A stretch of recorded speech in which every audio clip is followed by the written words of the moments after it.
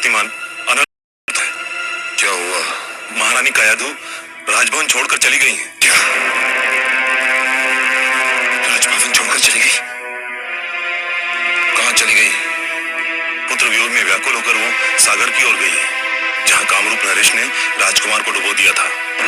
महाराज, महारानी कहीं जल समाधि ना ले ले। ये माता और पुत्र मिलकर मुझे पागल कर देंगे, पागल कर देंगे दोनों मिलकर। जाओ, रोको उन्हें। वो मेरे रोके नहीं रुकेंगी, केवल आप ही उन्हें रोक सकते हैं, और आपको उनको रोकना ही चाहिए, नहीं तो ये संसार क्या कहेगा। महाराज, ठीक है, तुम मेरे साथ चलो और कुछ सैनिक भी ले लो।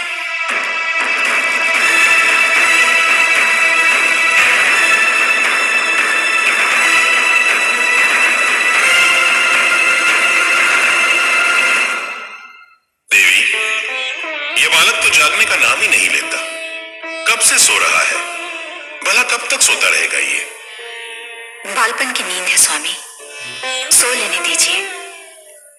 आयु बढ़ती है, जीवन की चिंताएं और समस्याएं घेर लेती हैं, तब ऐसी नींद बहुत याद आती है।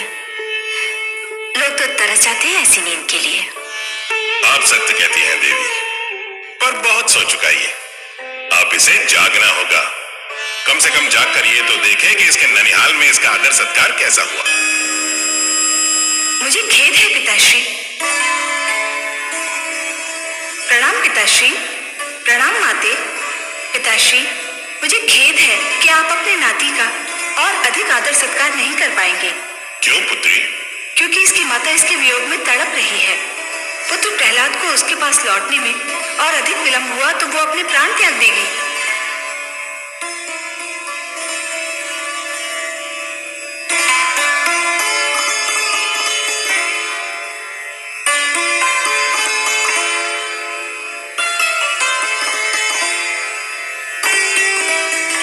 मनमोहक है मेरा पुत्र, इसके मुख से तो मेरी दृष्टि हटती ही नहीं। तुमने इसके सिर पे हाथ क्या फेर दिया पुत्री? इसके माथे पर समस्त सृष्टि का तेज निखर आया है, मानो प्रकाश का मुकुट पहन लिया हो। सुनो पुत्री,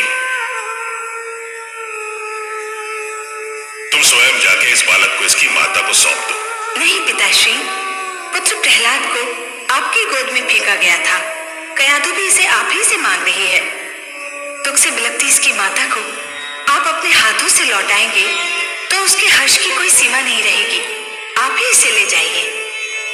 तुम कहती हो पुत्री, तो मैं ही इस बालक को इसकी माता को सौंप दूंगा।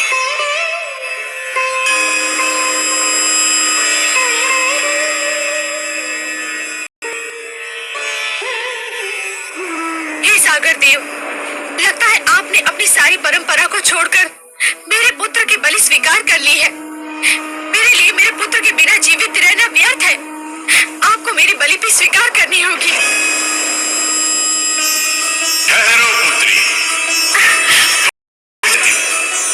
मैं भेंट नहीं स्वीकार करता, और फिर प्रहलाद तो मेरे दोहित्र समान है।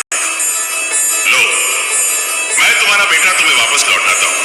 धन्य है आप धन्य है सागर देव।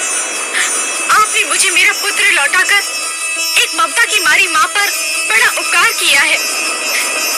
मैं कैसे आपको धन्यवाद दूं? इसकी कोई आवश्यकता नहीं है पुत्री।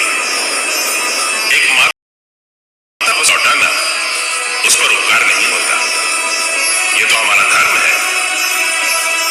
हाँ, एक माता से उसका पुत्र छीन लेना अवश्य ये जघन्य अपराध है।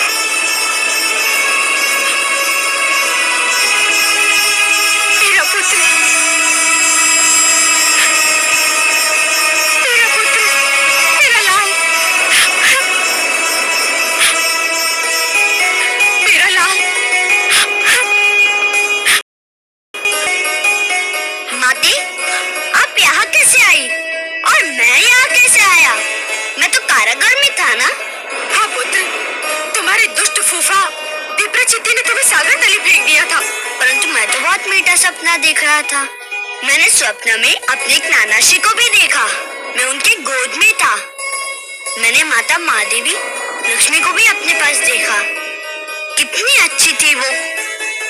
उनके गोद में जाकर मुझे यूं लगा जैसे मैं स्वर्ग में आ गया हूँ।